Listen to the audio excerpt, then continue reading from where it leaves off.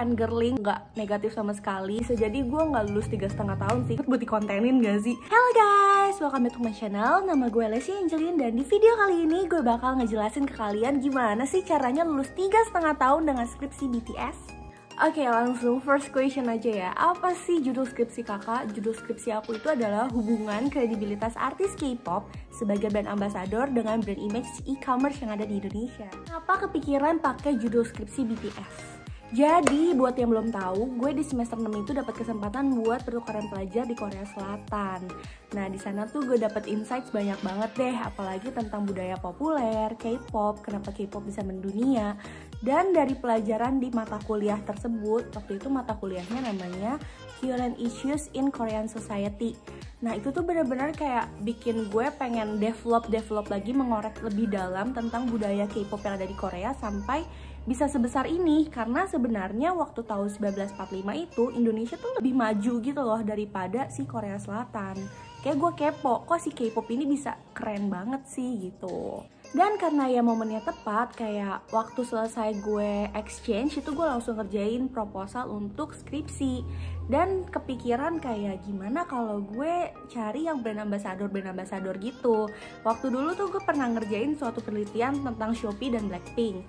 Dan di sini tuh gue kepo BTS sama Tokopedia, karena Tokopedia ini kan e-commerce terbesar ya di Indonesia.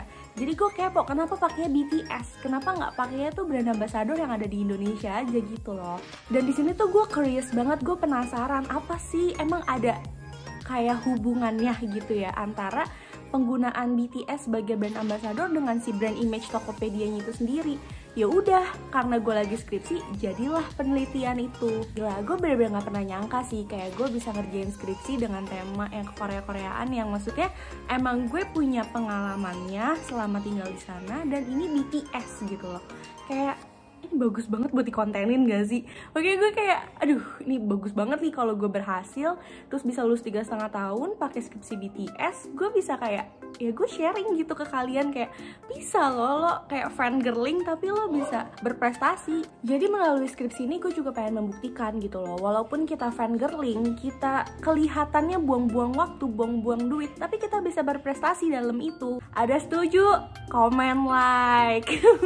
Oke, aku juga udah screenshot beberapa pertanyaan dari kalian. Banyak banget yang nanyain kayak, kakak jurusan apa? Kok bisa pakai skripsi itu judulnya? Terus kayak kakak dapet datanya dari mana? Oke, aku bakal jawab sekarang ya. Aku ini sekarang adalah alumni, cailah alumni dari Vkom Unpad. Aku jurusan ilmu komunikasi. Ya, kalau di Unpad itu ilmu komunikasi jurusan, bukan fakultas. Jadi dia kayak setara lah antara ilmu komunikasi, jurnalistik, PR gitu. Nanti mungkin aku bakal bikin videonya ya untuk perbedaan jurusan-jurusan yang ada di Unpad buat kalian yang mau masuk Vkom Unpad. Ambil datanya dari mana kak? Nah, kita kan penelitian nih. Kita sebagai peneliti yang menentukan mau meneliti siapa. Kita bisa aja meneliti mahasiswa Bandung, mahasiswa Jakarta, mahasiswa Surabaya, mahasiswa Medan, tergantung kota-kota di kalian. Dan di sini karena wilayah aku tuh di Bekasi, deket banget sama Jakarta, jadi aku meneliti mahasiswa Jakarta. Nih ya, aku kasih tahu buat kalian yang bakal ngerjain skripsi.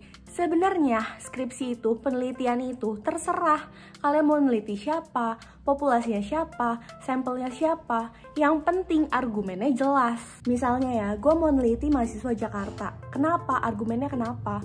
Nah, gue bilang aja pengguna user e-commerce terbanyak itu adanya di Jakarta. Terus banyakkan pengguna e-commerce itu dan pembeli di e-commerce adalah umur 15-24, yang mayoritas umur tersebut adalah di mahasiswa. Jadi kayak ya udah langsung aja, gue mau mahasiswa Jakarta, argumennya ini beres. Kalau argumen kamu logis, pasti deh langsung di ACC, nggak pakai kayak ganti-ganti. Oke, lanjut pertanyaan berikutnya, pertanyaan waktu sidang. Jujur waktu sidang tuh kayak kebanyakan aku tuh kayak ngobrol gitu loh sama pengujinya.